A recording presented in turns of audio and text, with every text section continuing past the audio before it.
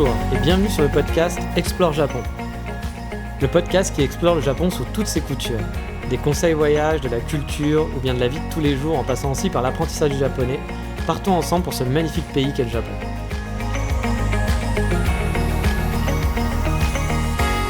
Bonjour à tous. Après un gros dossier pour vous aider à choisir votre école de japonais, aujourd'hui on va faire dans le beaucoup plus léger.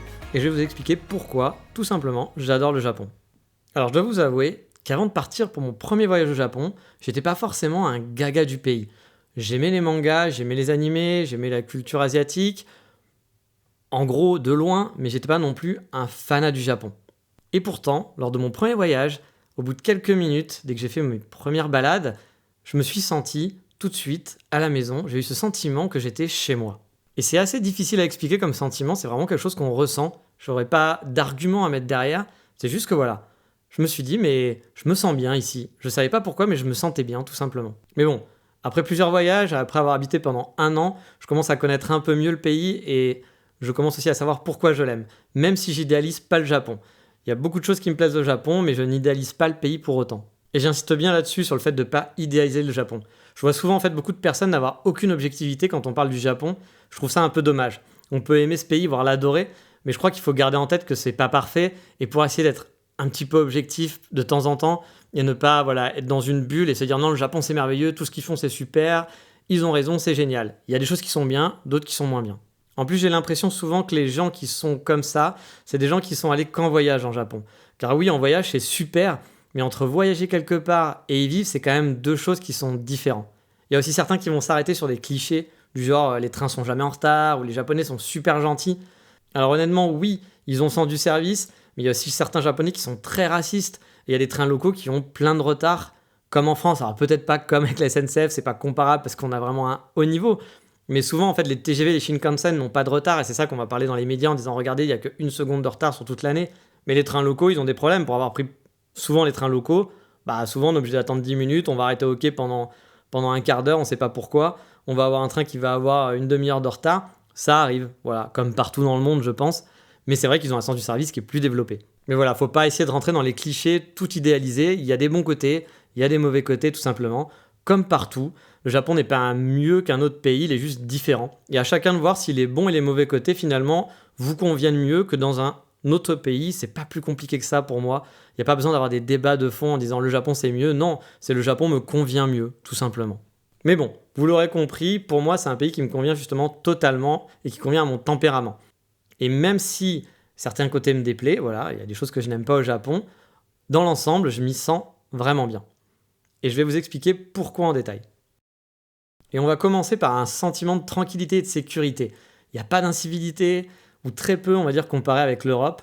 Là-bas, on va respecter les règles, on va faire la queue, on attend que le petit bonhomme soit vert pour traverser, même s'il est 4h du matin et qu'il n'y a pas un chat dans la rue, qu'il n'y a pas une voiture, la personne, le piéton, va attendre que le feu soit vert. Et pourtant, les feux là-bas mettent énormément de temps pour passer au vert piéton, mais les gens vont attendre quand même. Alors après, on peut trouver ça idiot, bien entendu, mais pour moi, finalement, j'ai trouvé que c'était super relaxant. En fait, on regarde plus de tous les côtés pour savoir si on peut traverser ou pas. Moi, j'étais toujours à l'affût, à regarder gauche, droite, est-ce que je peux y aller, est-ce que je peux pas y aller. Non, là, vous mettez le cerveau en off, vous traversez que quand, c'est votre tour, point barre. C'est pas plus compliqué que ça, et du coup, franchement, c'est bête, mais c'est vraiment relaxant, je l'ai vraiment ressenti sur place. Et puis au Japon, les gens vont s'excuser, même si c'est pas leur faute, ils vont s'excuser. À Paris, le nombre de gens qui vont vous pousser, qui vont pas bouger sur le trottoir, même un petit peu, et qui vont faire la gueule, et qui vont même vous engueuler, alors que ceux qui n'ont fait aucun effort, non, là-bas, au Japon, les gens s'excusent, même si c'est pas de leur faute, c'est un côté poli, tout simplement. Et je trouve que ce genre de comportement est vraiment très appréciable. Moi, c'est quelque chose qui m'agaçait énormément. Et là, de voir que les gens s'excusent, même si c'est pas leur faute, je trouve ça cool. Ça veut dire que chacun met un peu d'eau dans son vin, même si on le pense pas intérieurement et qu'on se dira putain, il m'a saoulé, il aurait pu faire attention. Mais voilà, on essaye d'être gentil et poli parce que c'est une vision par rapport au groupe, par rapport à l'ensemble de la société. On peut ne pas aimer, je comprends totalement qu'on n'aime pas ce genre de comportement et qu'on préfère être direct, être cash, mais moi je trouve ça plus relaxant et plus agréable à vivre au final. Et quand je parle justement du groupe, le groupe passe toujours avant le soi. Donc les Japonais ne sont pas les gens les plus gentils du monde. En parlant avec des Japonais, on peut vite s'apercevoir qu'ils sont très durs envers les autres. Moi j'ai déjà eu plein d'histoires de Japonais qui m'ont raconté les relations qu'ils avaient avec leurs amis. Franchement, en France, on n'a pas ça. Vraiment, vos meilleurs amis, enfin ça peut arriver bien entendu, mais vos meilleurs amis, ils peuvent vraiment vous lâcher comme une vieille merde du jour au lendemain si vous avez un souci. Je connaissais une japonaise, moi, qui a eu un problème physique. Elle avait plein d'amis. Elle a eu un problème voilà, physique sur sa mâchoire, etc. Ses amis sont tous partis. Et quand elle proposait à des amis de sortir, ses amis lui répondaient simplement: je peux pas sortir avec toi, avec la mâchoire que t'as, je peux pas aller dans la rue, c'est une honte. On lui disait: c'est une honte, c'était pas sa faute, elle avait un problème, voilà, elle avait eu un accident, elle avait eu un problème. Elle a perdu tous ses amis, c'était très très dur les comportements qu'ils avaient. Mais donc, d'un autre côté, ce côté groupe qui passe avant l'individu, bah, ça provoque quand même plus de respect, moins de vagues, on fait moins de vagues, on fait plus attention voilà, aux autres. Alors peut-être pas par rapport aux autres, c'est peut-être aussi par rapport à soi, mais on ne veut pas faire de vagues, on ne veut pas salir sa réputation, donc du coup on essaye d'être poli, on fait attention. C'est pas parfait, je dis pas que c'est bien, mais voilà, c'est une situation que moi j'aime bien au final. Mais encore une fois, ça va dépendre de vous tout simplement. Et je parlais aussi de sécurité juste avant, et ça aussi franchement, c'est vraiment très apaisant. Se promener n'importe où sans soucier de vol, c'est vraiment super chouette. Honnêtement, en France, ça me pesait vraiment pas plus que ça. Je sentais pas une épée de Damoclès au-dessus de moi, le vol, les agressions, etc. Mais en vivant au Japon, je me suis vraiment rendu compte que finalement, bah, c'était pesant. Voilà, en fait, c'était pesant dans ma vie de tous les jours, je m'en rendais pas compte. Mais je me suis vraiment rendu compte en étant sur place bah, que voilà, c'était un poids que j'avais sur moi sans m'en rendre compte. Ici, je peux explorer partout. Avec mon matos qui coûte super cher, j'ai des appareils photo qui, voilà, les appareils photo, c'est pas donné. J'ai mon ordi portable, etc. dans mon sac. Ça peut être à la vue de tout le monde et j'ai pas besoin de me dire ah faut que je fasse attention, ah non dans ce quartier faut pas que je sorte parce qu'on sait jamais. Voilà, je peux laisser mes affaires n'importe où ou ne pas les avoir à portée de vue sans craindre quoi que ce soit et c'est vraiment plaisant. Je peux aussi marcher dans des ruelles dans une des plus grandes villes du monde, à Tokyo. Il peut être 3 heures du matin dans une ruelle très sombre et on commence à entendre des petits pas derrière soi. On n'a pas besoin de se retourner discrètement. À Paris, je sais très bien que je me serais retourné, j'aurais regardé ce qui se passe. Là, ici, on se sent en sécurité. Encore une fois, je dis pas que vous ne pouvez pas tomber sur un mec totalement starbé qui va vous poignarder, ça peut arriver, on sait jamais.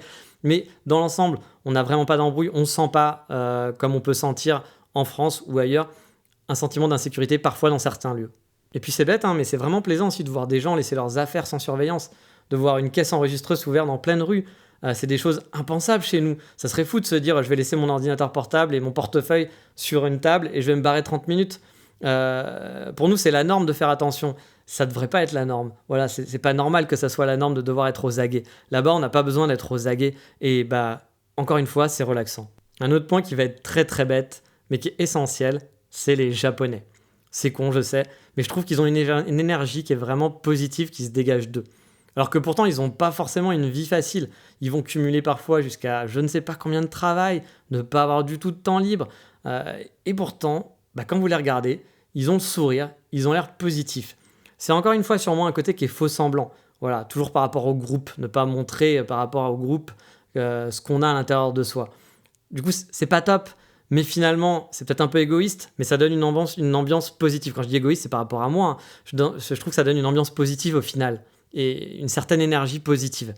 Et que j'y avais pas à Paris. Quand je compare à Paris, que je croise des gens dans la rue, j'ai l'impression que tout le monde fait la gueule, moi compris. Hein. Et si vous croisez le regard de quelqu'un, s'il vous regarde, vous avez l'impression que vous l'avez insulté. Vous avez juste croisé son regard, et vous avez l'impression que vous l'avez insulté de tous les noms. Au Japon, j'ai vraiment pas ce ressenti. Et franchement, à chaque fois que je rentre en France, le contraste me saisit et j'ai besoin de temps avant de m'adapter, de me réadapter et de me dire que c'est la norme. J'arrive à vivre avec, hein, vraiment. Hein, quand je suis à Paris, au bout d'un moment, je me réadapte. Mais voilà, maintenant que j'ai goûté, j'ai plus de mal et à me dire, mais c'est pas normal. On devrait pouvoir être cool dans la rue, pouvoir regarder les gens, pouvoir sourire. Ça devrait pas poser de problème. Bah, je sais pas. À Paris, c'est plus difficile en tout cas. Par exemple, quand je me rappelle de certains amis japonais que j'avais, dans mes amis, j'avais des gens qui cumulaient jusqu'à 4 jobs. Ils étaient tout le temps souriants, pourtant je savais qu'ils avaient aucun temps libre. Et vraiment, quand on les voyait, ils étaient tout le temps souriants. Là, nous, on va râler pour le moindre truc, pour la moindre petite contrariété, et je m'enlève vraiment pas du lot, hein, parce que moi j'adore râler, c'est mon truc, j'adore ça, ça me motive même parfois. Mais on se dit, ouais, c'est pas positif. Eux, voilà, ils restent à un côté positif. Encore une fois, je pense pas que ça soit fait de façon naturelle, je pense que c'est toujours par rapport au groupe. Mais égoïstement, vraiment, c'est plus agréable à voir que des gens qui gueulent, des gens qui vont râler pour un rien. Et encore une fois, moi, je suis le premier à râler pour un rien, donc je ne me mets pas au-dessus du lot. Hein, au contraire, hein, je fais partie de cette masse. Et c'est vraiment agréable, vraiment. Et puis, toujours dans les Japonais, il y a cette gentillesse, même si elle est de façade parfois. C'est agréable, le sens du service, mine de rien. C'est hyper appréciable. Je m'en suis vraiment rendu compte. Bon, on s'en rend compte, hein, du sens du service quand on va au Japon, on voit vraiment la différence quand on se fait livrer quelque chose, ou quand on va dans un restaurant ou un café. Il y a une vraie différence par rapport à chez nous.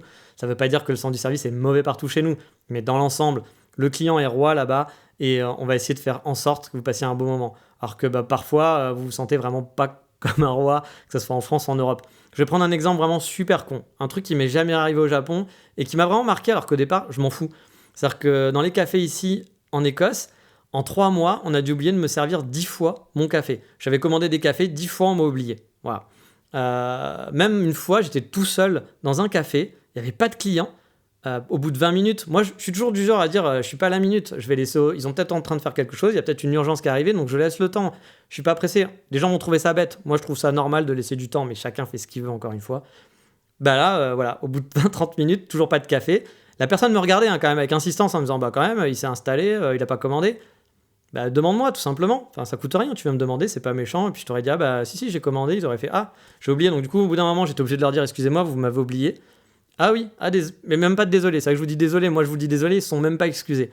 Au Japon, ça ne m'est jamais arrivé qu'on ait oublié de me servir ou quoi que ce soit. Jamais, vraiment jamais. Pourtant j'allais au café tous les jours, etc. Ça ne m'est jamais arrivé. Et si c'était arrivé, je suis sûr que j'aurais eu des tonnes d'excuses. Alors là aussi, c'est gênant, on n'a pas besoin de s'excuser, d'en faire des caisses. J'ai envie de te dire, voilà, tu dis juste pardon, c'est pas grave. Ça va encore un peu trop loin. Mais voilà, le sens du service, c'est appréciable, mine de rien. Un autre point, et je vais pas vous la faire à l'envers, bien sûr, le Japon, je l'aime aussi à cause des japonaises. Oui, c'est moche, je sais, mais bon, c'est vrai. Mais le truc qui est drôle, c'est qu'avant mon premier voyage, j'étais pas vraiment attiré par les filles asiatiques. C'était pas spécialement mon truc. Puis une fois que je suis arrivé là-bas, vraiment dès le début, j'ai eu une révélation. Je tombais amoureux toutes les 3 secondes. J'avais l'impression d'être un enfant qu'on lançait dans un magasin de jouets et qui voyait, qui découvrait plein de choses merveilleuses. Alors bien sûr, l'image du magasin de jouets, c'est juste une image. Je suis pas en train de dire que les femmes sont des objets, etc. C'est juste l'image de la chose de un gamin qui est dans un magasin de jouets qui est comme un fou. Et là, vraiment, je trouvais des filles qui étaient magnifiques partout. Et je tombais amoureux toutes les 3 secondes. Alors que c'était vraiment pas mon truc, les filles asiatiques, ça m'avait jamais plus attiré que ça. J'aime beaucoup leur style, la façon dont elles sont habillées, la façon de se comporter des japonaises. On va pas vous juger aussi là-bas pour la différence d'âge. J'ai vu plein de gens sortir avec des différences d'âge de plus de 10 ans, voire plus de 20 ans. Ça gêne personne. Alors par contre, effectivement, la différence culturelle va être sûrement compliquée en couple. On en parlera dans des prochains épisodes, j'ai beaucoup d'exemples à vous donner. Et c'est très difficile de comprendre comment marchent les japonaises et les japonais niveau Drag & Co. C'est pas toujours simple. Mais bon, voilà, je suis quand même japonaise, moi j'en suis gaga. Franchement, dès que je vais à Tokyo, pour moi, mon cœur s'effondre toutes les 2 minutes, hein, vraiment. Mais revenons sur un truc un petit peu plus sérieux, il y a aussi l'environnement et les paysages. J'adore l'ambiance, j'adore les villes japonaises. J'adore le mélange entre le vieux et le neuf. C'est un bordel sans nom architectural et pourtant, c'est cool. Et franchement, là aussi, c'était pas gagné. Parce que quand je voyais des photos du Japon avant d'aller au Japon, alors ok, la campagne, etc., les belles photos, c'était chouette. Mais quand je voyais des photos de villes japonaises, je trouvais ça super moche. Il y avait des câbles électriques sur les photos, il n'y avait aucune homogénéité au niveau de l'architecture. Et puis en fait, sur place, quand je suis arrivé, je suis tombé vraiment sous le charme de ce bordel sans nom. J'adore me balader au Japon. Pour explorer, il y a toujours quelque chose de beau à découvrir. J'adore ces grosses villes avec ces gros buildings qui sont énormes. Et juste à 3 minutes à pied, vous allez avoir un quartier résidentiel avec des ruelles qui partent dans tous les sens, où on peut se perdre. Et vraiment, avant, je trouvais ça moche sur les photos, mais sur place, ça a un charme fou, réel. Puis bon, il y a la campagne, il y a la montagne, il y a la mer, souvent à portée de main, les forêts sont magnifiques. Mais ça, en France, on l'a aussi. Moi, je suis pas du genre à cracher sur la France. La France, c'est un beau pays. Je m'y sens plus forcément bien, mais je trouve que le pays est beau, qu'on a beaucoup d'avantages à être né en France et à habiter en France. Il y a plein de trésors et des paysages qui sont très variés. Il n'y a pas besoin d'aller au bout du monde pour découvrir des paysages qui sont magnifiques et variés. En France, on a vraiment de la chance. Donc vraiment, je suis pas du genre à cracher, mais c'est juste que mon cœur maintenant est au Japon et que je me sens vraiment bien là-bas, je me sens vraiment à la maison, encore plus qu'en France. Alors encore une fois, c'est ce que j'aime, mais bien sûr, j'ai jamais travaillé au Japon. Je pense que le travail au Japon, c'est vraiment le gros point négatif pour les étrangers qui vivent au Japon. La plupart des Français que j'ai vu vivre au Japon et revenir du Japon, c'était souvent à cause du travail. Non pas qu'ils en trouvaient pas, ou etc. C'est juste que les conditions de travail ne leur plaisaient pas. Et franchement, quand on en parle un peu avec des gens qui le vivent ou qui l'ont vécu, on peut le comprendre. Alors bien sûr, ce ne sera pas tous les travails, toutes les sociétés qui vont être comme ça, mais il y a beaucoup de boulot et le système japonais marche d'une façon qui est très différente d'une autre et qui peut être vraiment difficile à apprécier. Mais là aussi, ça va dépendre de votre personnalité. Moi, je sais que ma personnalité risque de pas être en adéquation avec la façon de travailler des Japonais.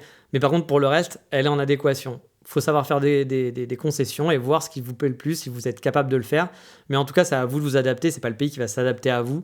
Donc voilà, à vous de l'accepter. Vous connaissez les choses, ce qu'il y a de bien, ce qu'il y a de mal. Ça ne veut pas dire qu'on ne peut pas ne pas le critiquer, mais on peut le critiquer, on peut le penser. Mais il ne faut pas vouloir changer et en parler tout le temps et vouloir dire c'est comme ça et c'est mieux comme ça, vous êtes con, il faut faire comme ça. Moi, c'est quelque chose que je ne comprends pas. Je connais des gens qui sont au Japon, qui sont toujours en train de râler sur plein de choses, parce qu'il y a plein de choses qui les énervent, que je peux comprendre que ça les énerve, que ça leur plaît pas. Et je comprends totalement. Mais dans ce cas-là, je me envie de me dire mais pourquoi tu restes là-bas, pourquoi tu rentres pas, pourquoi tu vas pas dans un autre pays qui te plaira plus.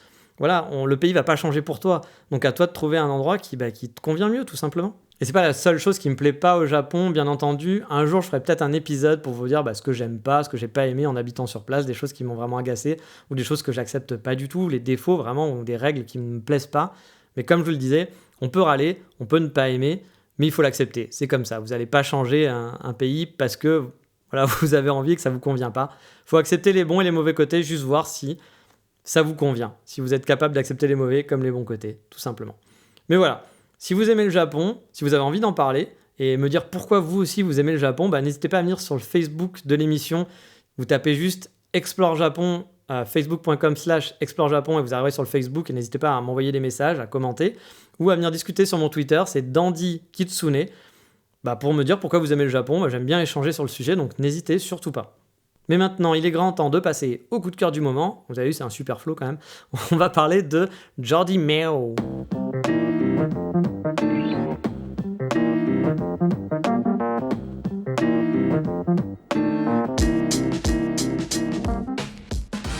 Alors non, j'ai pas fait des bruits de chat. Enfin, si, un petit peu, mais c'était pas vraiment ça.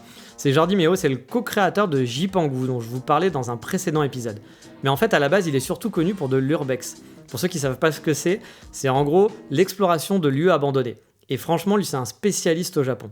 Je vous invite à aller voir son site. Le lien, comme d'habitude, sera sur le site explorejapon.com ou dans la description de l'épisode. Et en fait, vous trouverez plein d'articles avec des sublimes photos d'endroits abandonnés au Japon. Et ça va vous en mettre plein les yeux, vraiment. Et je suis sûr qu'il y a des photos que vous avez déjà vues de sa part, comme une écolière sur une île abandonnée au sud du Japon, là où a été tourné James Bond. Elle est très très connue, cette image, elle a été reprise plein de fois. Et ça a été un des premiers à se balader avant qu'en fait ça soit ouvert aux touristes. Et il y a des photos qui sont juste sublimes dans des ambiances totalement surréalistes. Et vraiment, j'insiste, son site vaut vraiment le coup d'œil. Que ce soit, il y a des parcs d'attractions abandonnés, des anciens hôpitaux, des vieilles maisons perdues où on a l'impression que les gens sont partis sans rien préparer, comme s'il y avait eu un typhon qui était arrivé, qu'il fallait laisser les affaires. Il y a des ambiances qui sont vraiment spéciales, c'est magnifique. Donc je vous ai mis tous les liens sur la page de l'épisode, avec son Twitter, etc., etc. Je vous conseille vraiment d'aller le voir, vous allez en avoir plein les yeux. Il a aussi écrit un bouquin, pareil, je vais vous mettre le lien. Donc c'est un bouquin de photos d'Orbex et c'est vraiment sublime. Je l'avais acheté à l'époque, j'ai dû le revendre parce que j'ai plus beaucoup d'affaires maintenant vu que je suis un peu en mode nomade. Mais franchement, si vous voulez avoir un beau livre dans votre bibliothèque, je vous invite vraiment à aller faire un tour et d'aller voir ce livre. Mais voilà, c'est fini pour aujourd'hui et dans le prochain épisode, on va parler d'argent liquide car oui, au Japon, payer en liquide, c'est la base. Les paiements par carte, c'est pas légion, mais tout ça, on l'expliquera dans le prochain épisode. Je vous dis à bientôt, bye bye, mata, ciao.